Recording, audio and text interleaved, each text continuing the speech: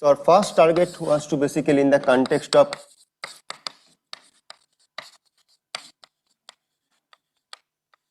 in the internal symmetry, what are the invariants we can compute, and then we started talking about the space-time symmetry. And the space-time symmetry, apart from the fields which have some non-zero spins, for example, fermion and field tensor, and along with that we have this covariant derivative, right, which was transforming non-trivially. So we'll talk about how to calculate the characters and all those things. But on top of that, we also try to enlarge this space-time symmetry from the Lorentzian one, and we have seen that we can work in some conformal symmetry SO4, 2, and there we can use the constraints which were coming out of this integration by parts and the equation of motion, right? So all this together, taking care about the transformation under the spin and also the constant due to IBP and equation of motion, all these things can be taken care of by this symmetry. So that is the whole game we started playing, and there we define this as a maximal subgroup in terms of SO4, and from there we will derive the states which are containing the spins, and this is kind of a dilatation which is like a continuous quantum number is being provided, and that's how we define the states by this scaling dimension and the spins, right? And L will have how many quantum numbers? That depends on SO D equal to 2R. So R is the rank, so it will have L1 and L2 for specific space-time dimension 3 plus 1, because we are working in four space-time dimensions, right? And because we have equalized this part, so I will not separate out now time and space separately. So when I was saying space, you should understand it's like a 4-dimensional space-time. Fine. So now for our purpose, what we will do, this SO4 we will realize in terms of SU2L cross SU2R. Okay. So we can work with SO4 characters. Also we can write down the SO4 characters in terms of SU2 or SU2R character. And that we can do here in this construction, because all the states that we are talking about the massless, right? So we can go to the wild representations, okay, and we can construct the operators in terms of this. So now, if you recall how this IBP was taken care of, there is something called the momentum generating functions, right? And so this, to calculate the IBP, we have seen to collect all the informations, we sum up all the partitions, which gives me this OH product of this thing. But also we mentioned that this definition is not of much useful for us, because at the end of the day, if you have to glue this information in our Hilbert series definition, where the characters being computed in terms of the maximal torus coordinates, so we have to recurse this structure into that coordinate system. So we need to come up with the better definitions, and that's why what we will do, we will start with the most generic conformal character.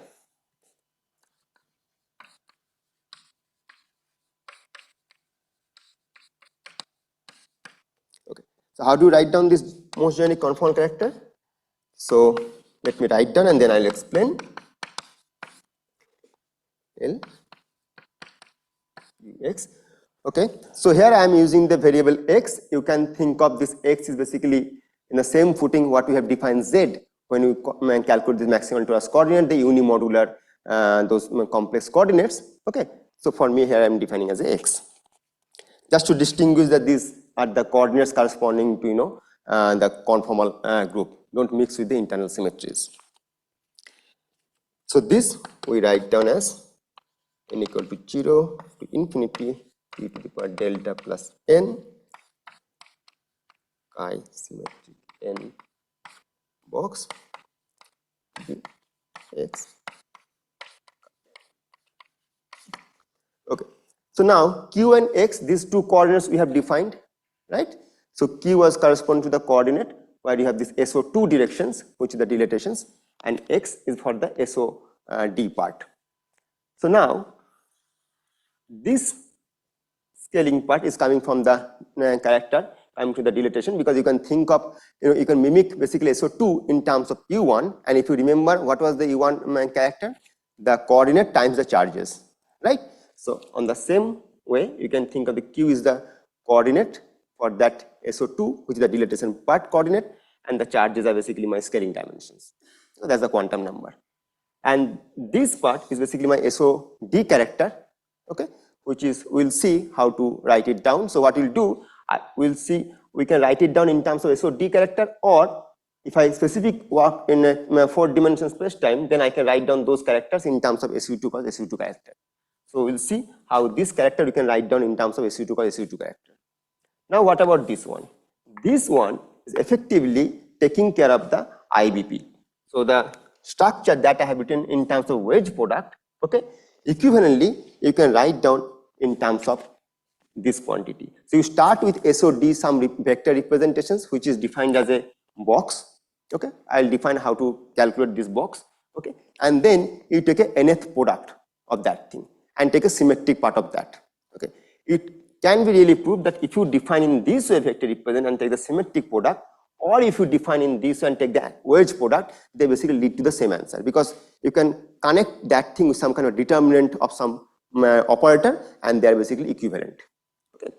So this quantity, okay, as I have said, this is mapped with this thing. Now I can rewrite this part as q to the power delta ILD x.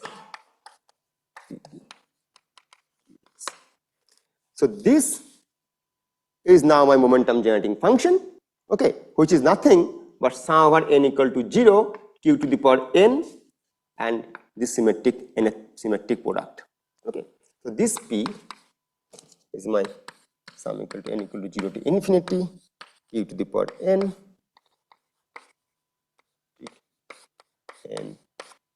box in d dimension, okay.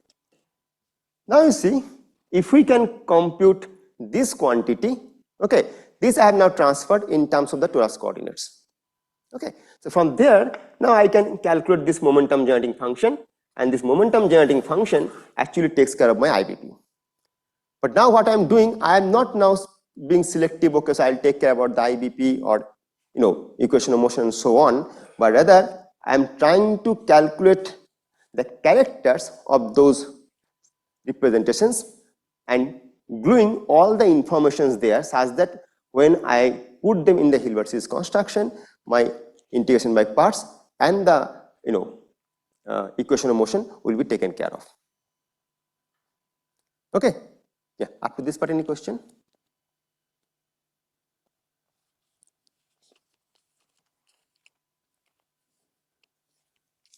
Okay, so now, so this, if you taken d equal to 2r, so I am giving you the sketch of this construction, how to calculate this. So you can define these vector representations as basically your diagonal x1 and inverse up to xl inverse. And how do you manage to do that thing? Because SO2 are when you talk about the torus, if you write down the maximal torus, it is nothing, but you can think of like a R number blocks of these 2x2 rotations.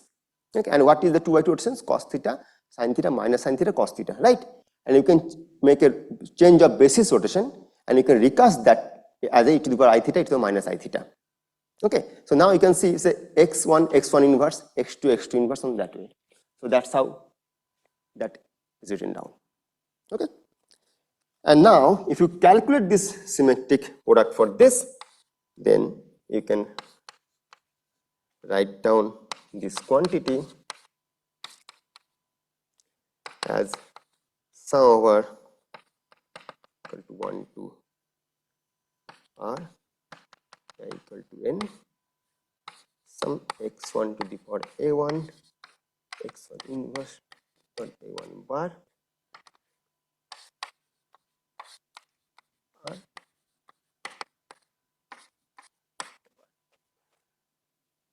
But instead of looking into this intermediate step, what is more useful for us is basically this expression.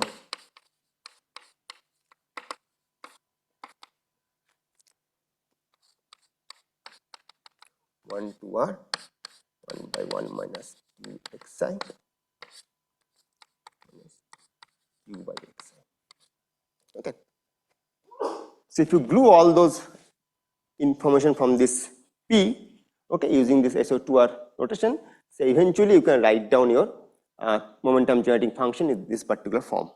Okay. So now if we map, okay, if we map so 4C, we write down in terms of SU12 plus SU2R. So what you have to do actually for SO4, I have these spins written up in terms of L1 and L2, right? And we have the spins we can define from the SU2L and SU2R as the J1, J2. Okay, so there we can make a connection with that thing as L1 equal to J1 plus J2 and L2 equal to J1 minus J2. Okay, and then suitably changing the basis from SO4 to SU2, we would be able to write down the momentum generating function in a 4-dimensional space-time beta as 1 by 1 minus d alpha beta 1 minus d by alpha beta 1 minus d alpha by beta 1 minus d beta by. And what is this alpha and beta?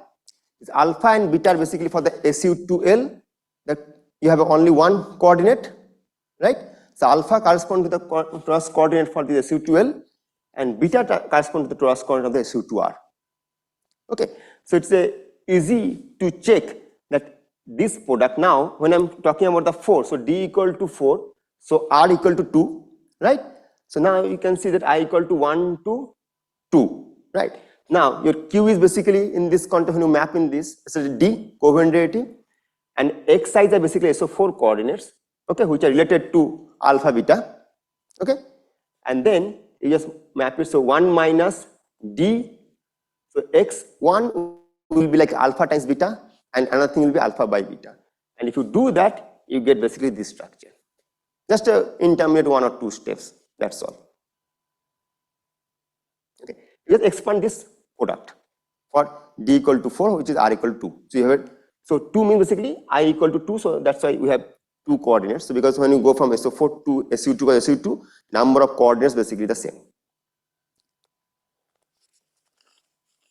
right?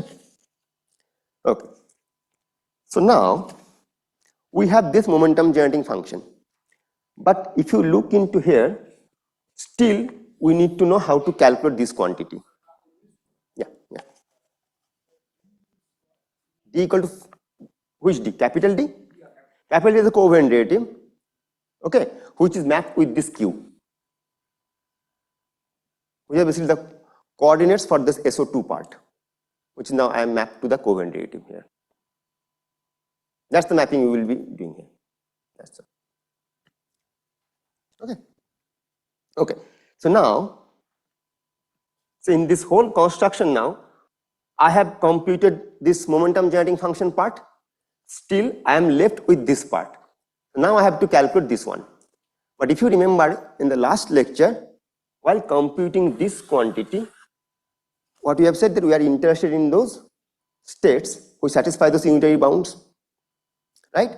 And then to take care about the equation of motion, what we said, that to take care about those things through these representations, we have to remove those states. For example, if we have a state like phi, del mu 1 phi, del mu 1, del mu 2 phi, and so on, if you have those states, if you start with, so what kind of states you have to remove? Del 2 phi, del mu 1, del 2 phi, del mu 1, del mu 2, del 2 phi. So we have to remove that thing, right?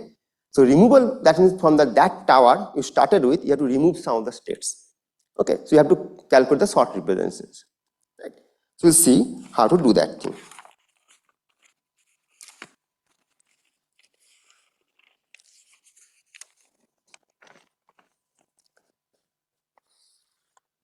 Okay.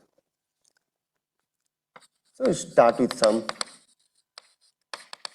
unitary universal representations. Okay, where delta is the scaling dimension and L is the spin, and here the universal representations does not saturate unitary bound. Okay, so my delta is greater than delta L, right? When it's not saturating, right? So then what we can have the states element OL. This is the scaling dimension and this is the spin. Okay. So you can start with some state OL, right? And let's say scaling dimension is delta, spin is L, right? Now what I'm doing, I'm just creating those new states. So del mu 1 OL,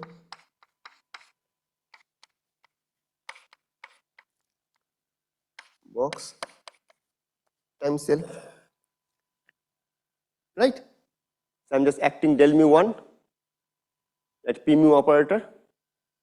Okay, so my scaling dimension will be 1 increased, okay, and the spin will be, because I have a del mu, so only the del symmetric is box 1 and the L, and then I can continue doing that thing.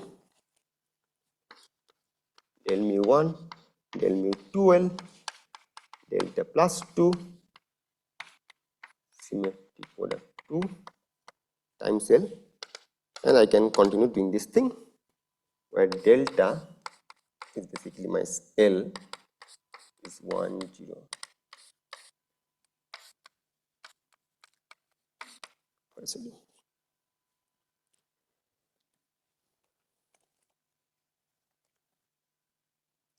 And this is unbounded, right? So I can go on doing that thing. So now what we can say about this part is basically, if you look into this quantity, okay, so this we can define as a contribution from my primary block, and this quantity, which is basically, how do you write down, as a sum over of these quantities, right? So what are those contributions coming from then? Descendants, right? Look at this, how do I calculate the descendants there? Start from a primary operator and then we add del mu and all those things, right? And collecting all of them, you basically get this quantity, and this is the quantity which we define as the momentum generating function, right? So this quantity is coming from all my descendants, okay, and this is my from the primary block. Now the field that we are talking about, basically phi, for the free field theory I have del 2 phi equal to 0. So if we do not have any, for example, any constraint from the equation of motion, okay, so our game is basically simple now, right? Because we have momentum generating function which takes care about the IVP through this calculation from the descendants. I have the character for the primary block, okay, I can plug in back this quantity in my Hilbert series calculation, so I get all the structures. But there's the additional constant which is basically my equation of motion, right? Yeah.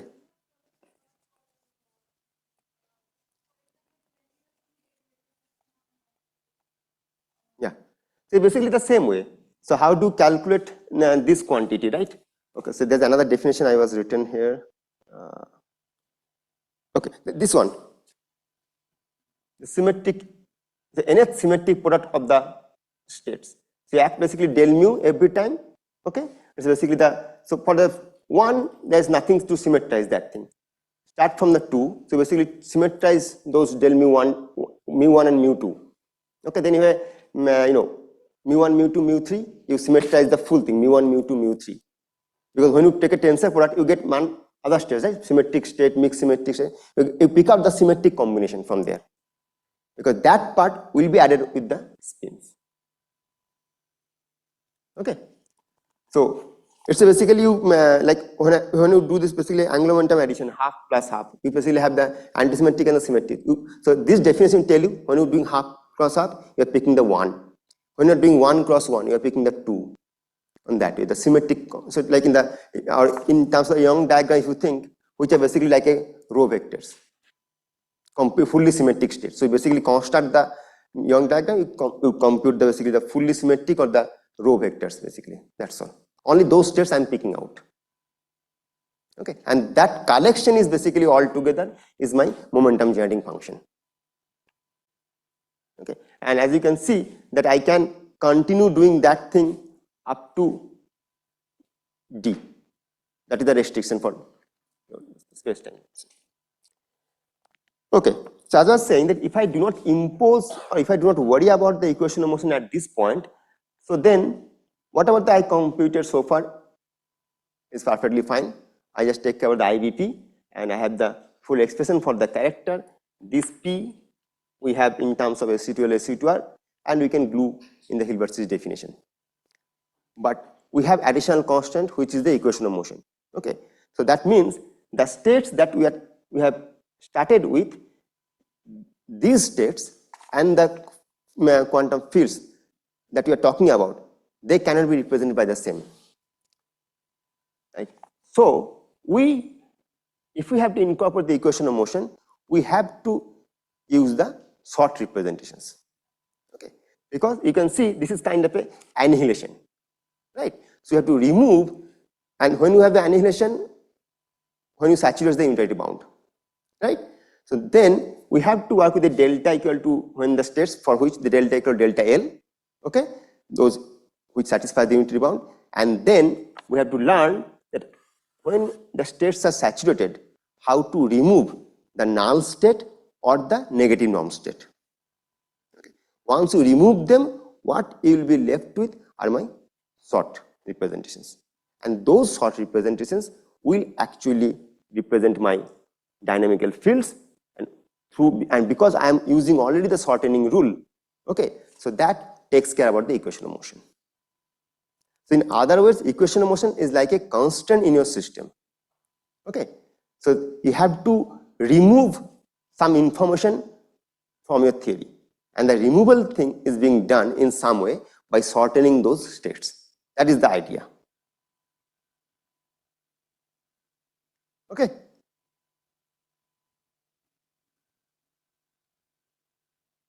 And this shortening, instead of working with long representations, we have to work with the short representation because of this kind of constant.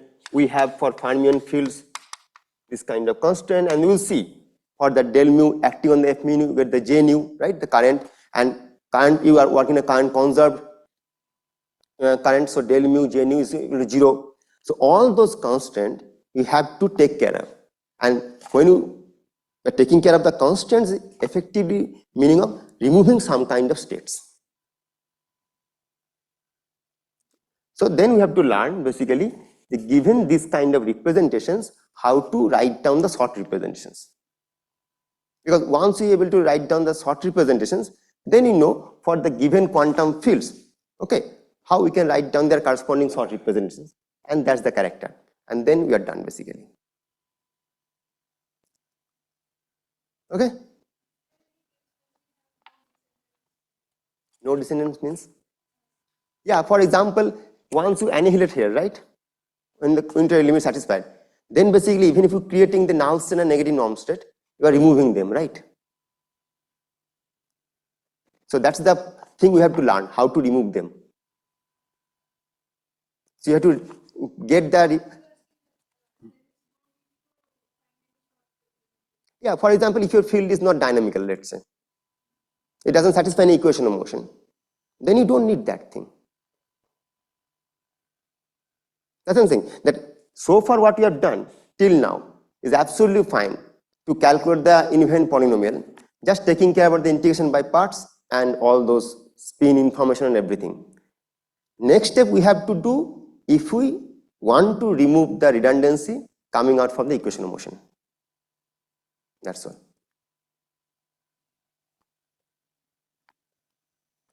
Okay. Any other question?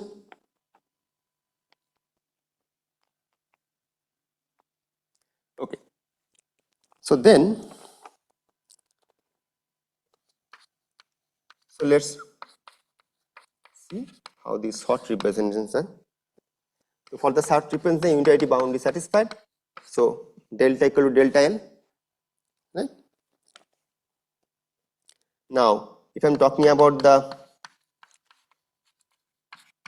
free scalar field, okay, what is my delta? That we have noted last time, d minus 2 by 2, right?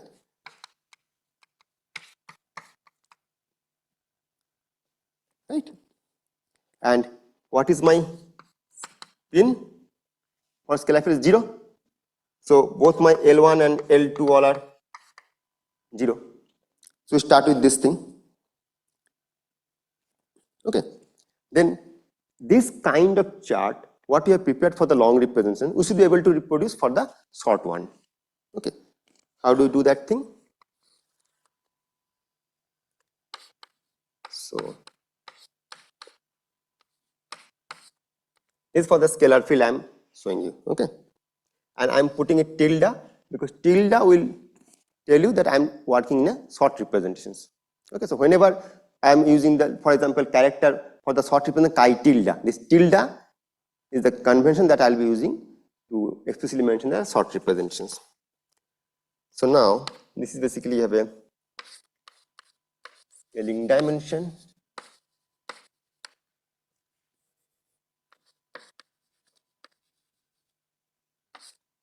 and then you have the spin phi del 0, spin is 0, right? And then you have a del mu 1 phi. So what is my scaling dimension? You increase by 1 unit. This is del 0 plus 1, and what will be my spin? Just one box. So that was non-trivial because I started with L. Here I know L equal to 0. So just the box, right? And box basically if you start with the, I define somewhere the box, this one, right? This thing. And then mu 1, mu 2 phi. What is the meaning of that? That I act del mu 2, del mu 1 twice, but I am symmetrizing them, right? So I am symmetrizing them. So the scaling dimension is del 0 by 2.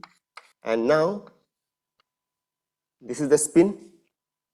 So this is what I was, now I think it will be more clear for you now. Because you can get different kind of structures, right? But you pick out the symmetric part only. That's what exactly meant there as well, when you take the symmetric product of that thing. And that you can continue doing that thing. Okay.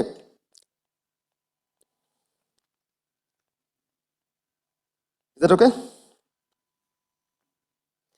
Now, in terms of the character, if you want to understand what you will do, let me show you some explicit example. I think that will be more useful for you.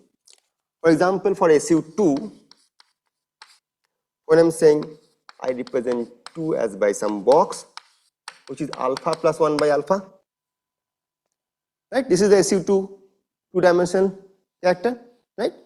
So now, when I'm writing symmetric of 2, 2, what does it mean? It means basically you take the symmetric product of this quantity, right? Now, if I draw this equivalent to this, right? This is the symmetric part. What is the dimensionality of this one? 3, right? Because 2 cross 2, you pick the 3, spin one part. Okay. Now you see, if I do that, then what do I write down? That alpha plus 1 by alpha square for the symmetric component part, right? Traceless symmetric part. Okay. Then what I'll get? Alpha square plus 1 by alpha square plus 1. And now you go back and then see, this is the character for your 3-dimensional representations. Just look at our earlier example. We have done that thing for the SU2 part, right? So now is it clear that what did I mean by pictorially that quantity and explicitly writing this part? Similarly, when you, because this is the pictorially you are creating those states, and this is how, what is the meaning of the symmetrizations. Yes. Traceless symmetric part is basically 2 cross 2. When you get, how do you write down? 3 plus 1. 1 is the trace part. So basically then 3 is basically, you can think of 2 cross 2 minus 1. So when you are multiplying 2 cross 2, you remove the trace part and take a symmetric product. That is your 3. Okay, alpha plus 1 by alpha is the character for 2-dimensional representation. So 2 cross 2, I can write down alpha plus 1 by alpha times 1, alpha plus 1 by alpha minus 1, the trace part, right? So it's basically the same way you calculated the character for the 3-dimensional representation of the SU2, that example. Let's go back to the example that we ask you to cross check that from the Young diagram and this thing, you should be validate that thing.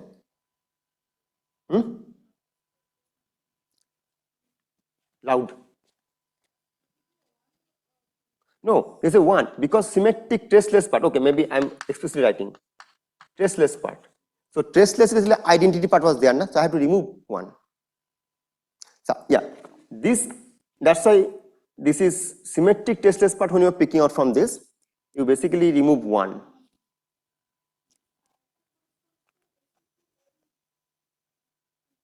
Yes, so yeah, so you can think of SU2L here, but this is, even if you do not identify to be L or something, for any SU2 representation, if you take, okay, now I'm taking a direct product of those two representations, and I'm showing you how do I calculate the traceless symmetric part.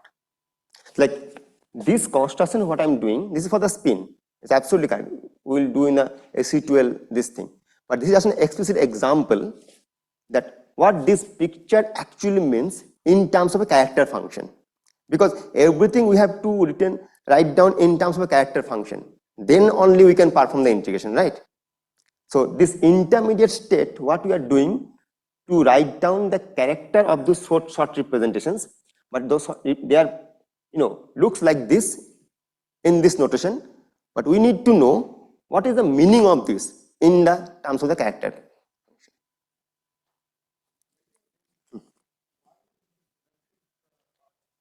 Which one? Which one you are saying?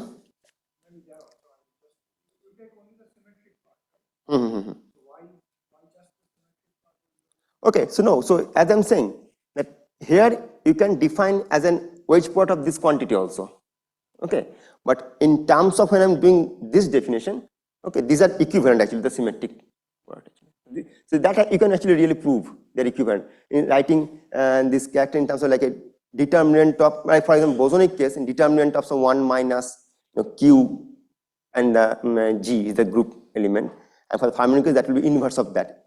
Same way the determinant changes, right, for fermionic and bosonic thing. Okay, so from there actually you can really prove that one.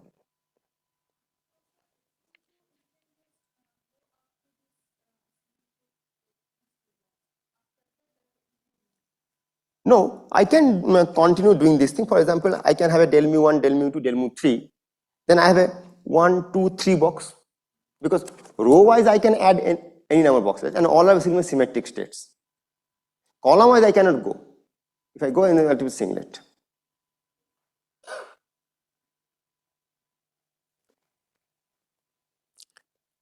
But this is just a, to explain what is the meaning of this, but you can go on by acting del mu 1, del mu 2, del mu 3, and then you symmetrize that part and take a traceless part. So you have 4-dimensional representations. Okay, and then you know what is the 4-dimensional represent character correspond to, right? You know how to calculate that thing. So that will be so 3 boxes correspond to character function, you know how to calculate that thing, symmetric part.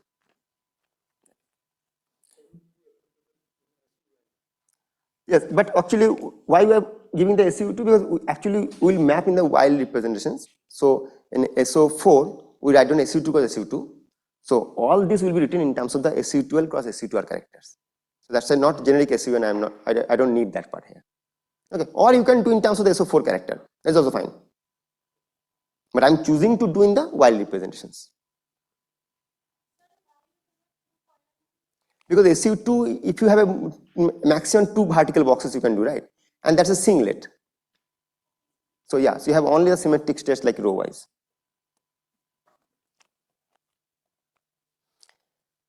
Okay. So now what we have learned basically the symmetric thing, that character we can write down here as 0, 0, x as my ID n box x for n less than 2. So you can see for n less than 2, I mean there is nothing like you can symmetrize, right?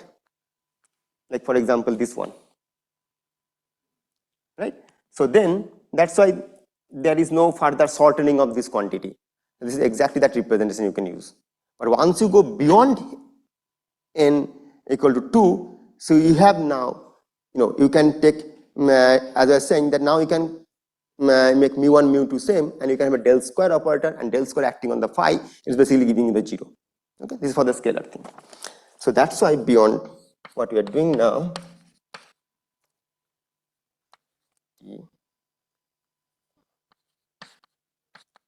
n box minus symmetric n minus 2 box for n greater than. Now for n greater than equal to 2, I have, so basically you can think of this way, mu1 to del mu n, okay, and now I'm symmetrizing 2 quantities. So let's say I'm creating a del square out of that, okay.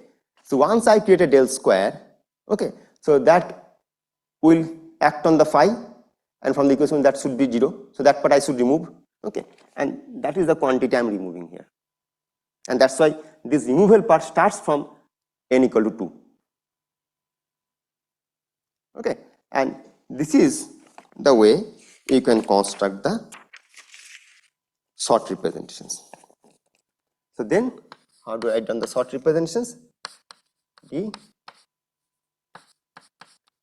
delta 0, 0. And remember, so far, what the method is basically same, but specifically this is easily applicable for the scalar, because del 2 phi I'm acting on that thing. Because del 2 phi equal to 0 is for the scalar equation of motion. It's not necessarily for other fields, right? So you have to take care of that part. Qx and infinity at 0 plus n chi x.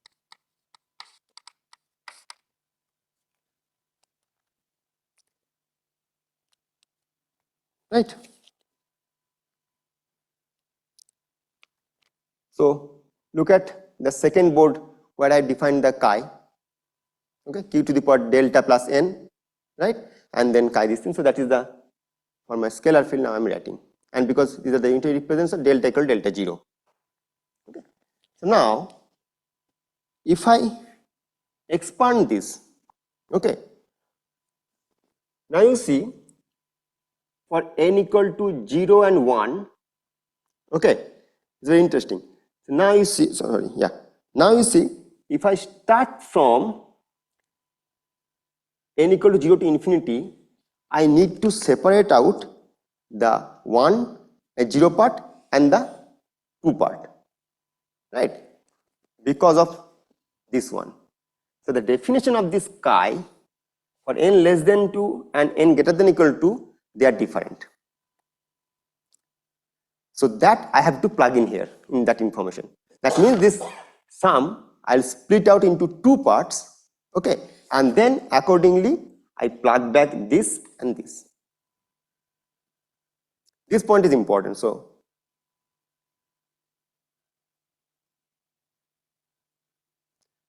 this was the generic definition, right?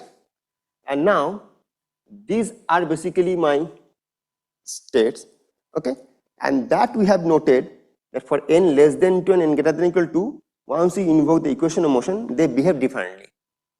That means I cannot treat them uniformly in this whole range of n, right? So I have to separate that out, okay, and once I separate on this thing, so let me write down directly the answer and then see if you can get this point.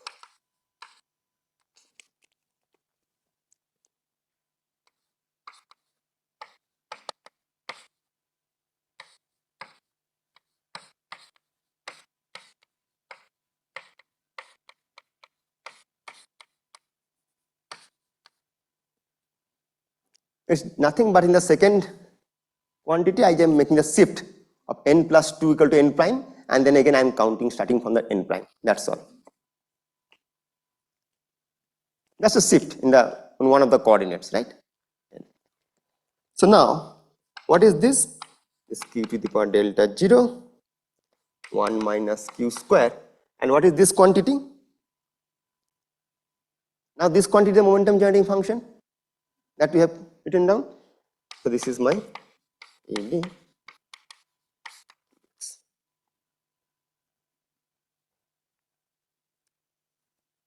Okay. So then what we can conclude from here, that your short representations delta 0 0 equal to chi d delta 0 0 minus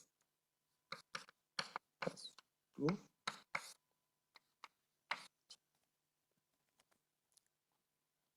Right. This q square is basically what it is doing? It is actually shifting your delta 0 by 2 unit. Okay. So this is the character of the same field. Nothing is changing, spin is not changing, only the scaling dimension is changing. And now it is so simple to read in the field theory language that you have started with the phi and the del 2 phi you are removing. Okay. So that's why when I was giving the earlier example, now possibly you can relate with this thing, that I started with the long representations phi, del mu 1 phi, del mu 1, del mu 2 phi, and so on. Actually, I am removing these states, del 2 phi, del mu 1, del 2 phi, del mu 1 phi, and so on.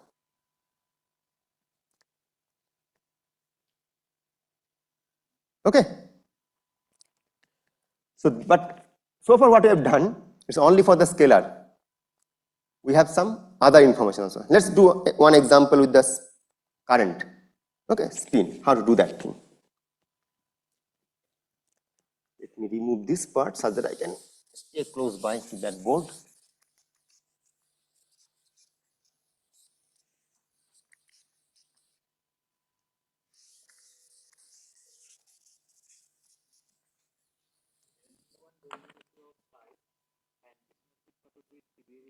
Yeah, exactly. Absolutely. Okay. So now let's talk about the conserved current, which we define as a J mu. Now, when you talk about the J mu, what is my delta or delta 0?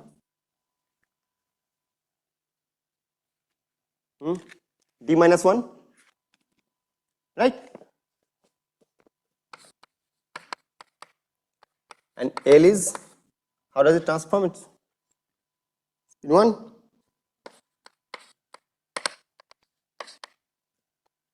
Okay. So then what we have? Current conservation, del mu j mu equal to 0. So then, del mu j mu equal to 0. So this information we have to remove from the j mu character, right? So now, how do we mimic this thing? So you have seen we started with the character and we found out what is the character for the del 2 phi, which is this one. Del 2 phi we are removing. So then we have to find out the del mu j mu. What is the delta 0 and L for del mu j mu? Okay. So we will define the characters with that delta 0 and L and we will remove that character only. Right. So now for del mu j mu, what is my delta 0? Increase by 1 unit because look at the tower. Oh, sorry, I removed the tower, but I hope you guys have that. Okay, yeah. So increase by 1 unit is becoming D, right? And what is this L? Del mu j mu is a scalar, right? This is 0. So I have to remove this state from the earlier one, j mu. So then what will be the short representation? D minus 1, 0, chi D minus 1, 0, minus, right? So this is the operator that you started talking about, but there is some kind of relations this satisfies. And first you have to identify what is the relation it satisfies, right? And you find out what is the corresponding delta 0 and L for that composite object del mu j mu, and you define the character for that object and you remove that one. That is the strategy.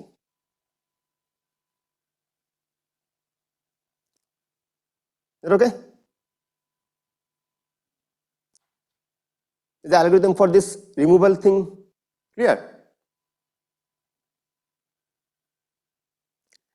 Just for example, go back to the previous one. You have a scalar, right? So if del 2 phi is not equal to 0, what will be my character?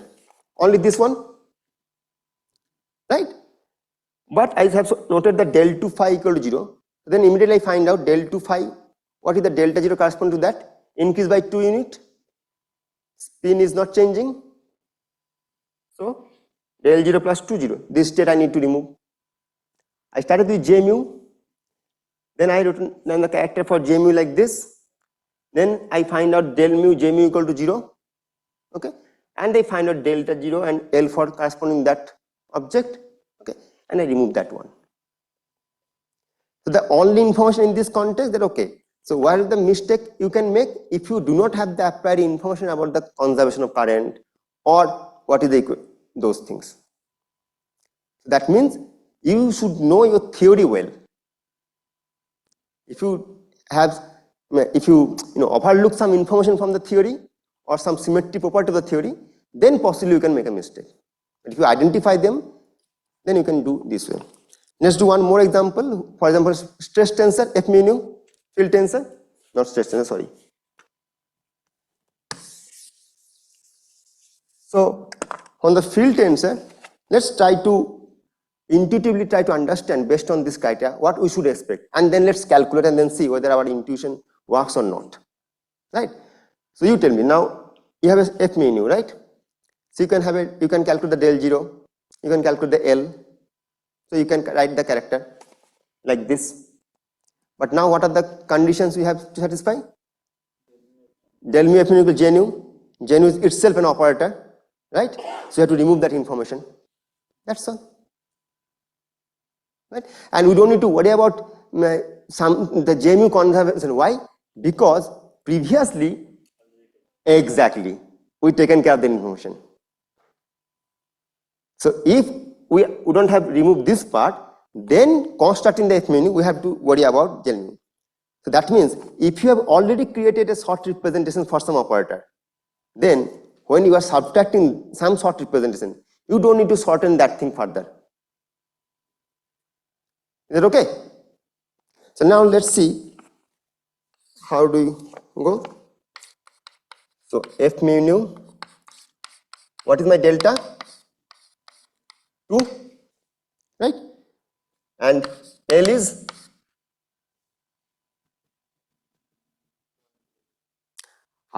at this point I need to provide one more information here. Because we are working in the while basis, so I'll define the field tensor here, left and right. So this is I am defining for, let's say, FL mu nu. Okay, this is really 1, 1 in the combination I'll be defining. Okay, so then when I'm calculating del mu F mu nu, what will be the delta 0 for that? 3, and L will be 1 0, because it will remove one of this, not left and right both. You annihilate one of them, right? So now, what is my J mu? So for J mu, what is my delta 0? 3, right? And what was my L? 1 0, right? And now, see, they possess the same character, and that is what we know actually. The delta F mu nu is basically J mu nu, right? That is actually consistent from this construction also. So now we have to remove that quantity. So then 1, 1, 4, 1, 1 minus what? Minus the short representation of J mu, not the longer one. If I have to remove the longer one, then I have to again use the del mu J mu equal to 0, and I have to remove that thing also. But I have the short representation for J mu, so I'll remove that one, this one.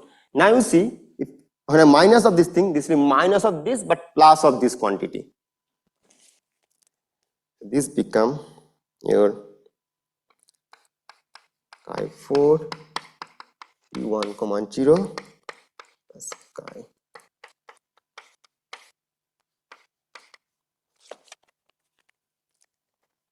Okay. Yes. You could have done that thing first.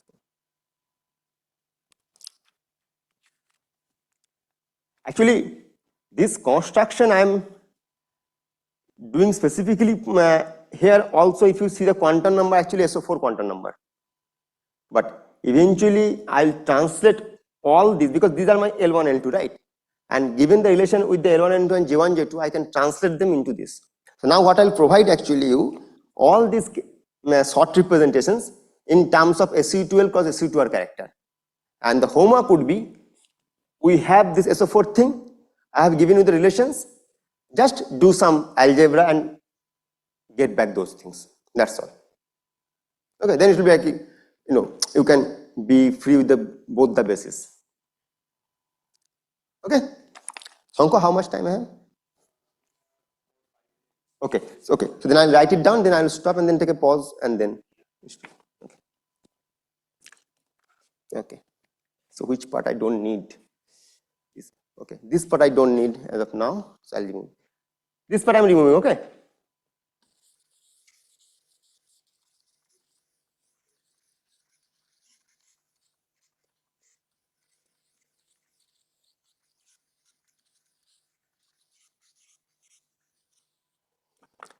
Yes. So now,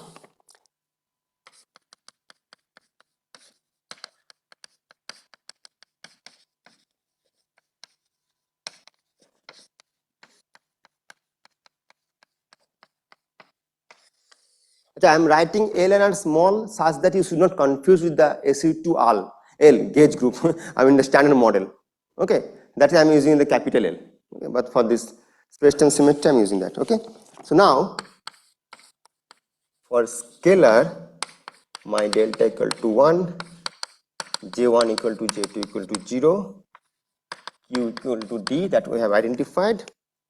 So my chi 1 0 0 is d1 p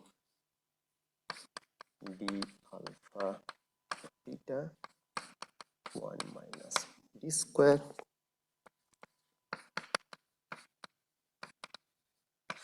fermion delta equal to 3 by 2 j1 equal to half 0 j2 equal to 0. So because I am working in this representations, so how the fermion will transform? Half comma 0 and 0 comma half. That's how I have writing this thing. Okay. So then x 3 by 2 comma 0 d 3 by 2 p alpha plus 1 by alpha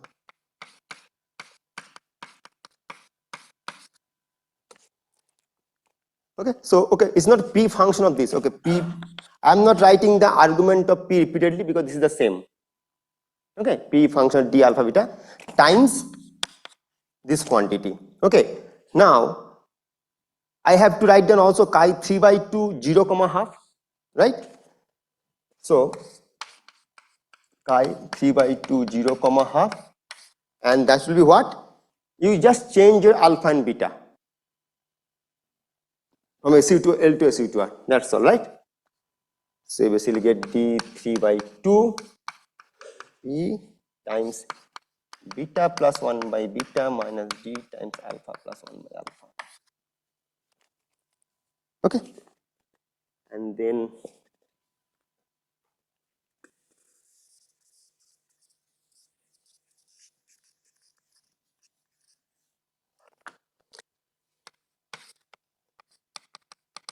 field tensor, delta equal to 2, j1 equal to 1, j2 equal to 0, 0, 1. So it will transform like 1 0 0 1, and then I have a 2 1 0 square p alpha square plus 1 by alpha square plus 1 minus d times alpha plus 1 by alpha beta plus 1 by beta plus d square. So you can already see the structure, right? There is a relative sign difference, and that's what you expect also in going basis, right? One term is a d square, which is a scalar kind of term, which is basically the additive. This is a reflection of this quantity. Okay, this quantity, and this quantity is a reflection of this one, and the first term is basically this one. This is just the adjoint representations in one of the SU2L. Now you can calculate your chi 2 0 1 equal to, I'm just writing 2 1 0, and here change alpha to beta, and you get back that thing. So basically the first term will be the adjoint with respect to SU to R, and then so on, because this will transform like a bidoublet kind of thing, half comma half under the SU2 cos SU2R, right? So now you see, once we have this information, okay, now kind of field we will deal with the standard model effective field theory. All the standard model fields are basically captured here, right? Scalar Fermi and the field tensor, right? So now we know the character of those fields, taking care of the IBP and the equation of motion, their spin, space-time symmetry. Okay, those characters are known to us now. Previously we have computed the character for the internal symmetry. So what we will do in the next half, we glue those information, and for the full symmetry, gauge as well as the space-time symmetry, we will write down the plethysticks. Okay, and once you have the plethysticks, we will write down the Haar measure as a product of individual symmetries, and that's all. And that should give me all the invariant polynomial. Okay, and then I'll teach you how to, from a invariant polynomial, how to translate them in terms of the covariant form of the operators. Like for example, the way you write down in a quantum field theory, right? You don't write down kinetic term as a phi square d square. You write down d mu phi d mu phi. So how you can write what is the choice. There will be some kind of choice ambiguity, okay, and how do make a suitable choice of the coherent form for given those polynomials. That is that these two things once we learn, then basically we can do for now any symmetry with any representations. Okay, yeah, I think it's a good time to stop and then yeah, yes.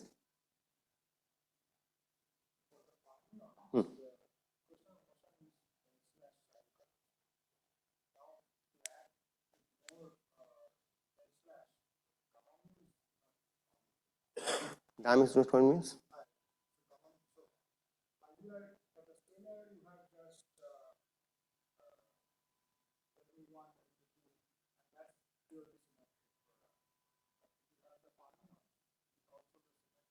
yeah, because once you double act that thing, you're basically creating a bosonic operator, right? You're creating a bosonic operator.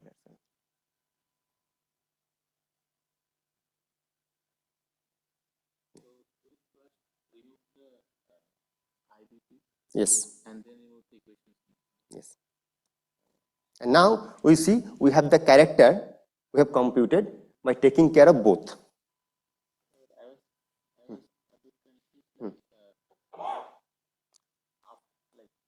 After removing the equations from motion, can there be terms which can? So okay, no. So that was the way I represent to you. So it's not like you are removing which one first or which one second. Okay. The thing is basically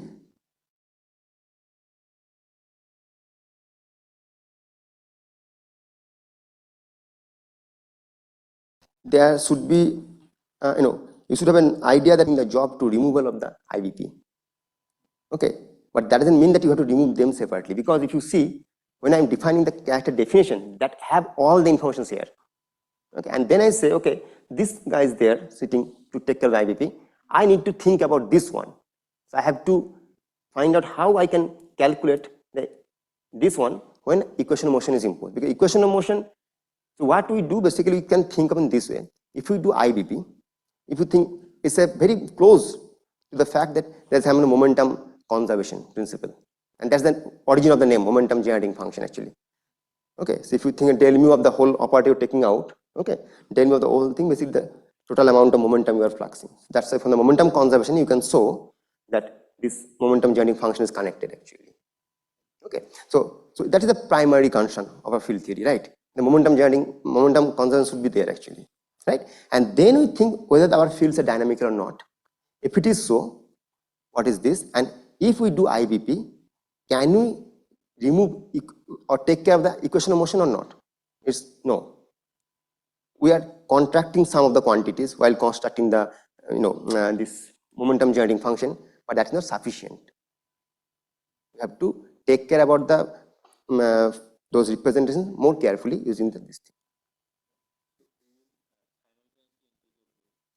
Yes, exactly. And the construction in such a way, okay, because see, at the end of the day, these and these two quantities are functions of the same coordinates, right?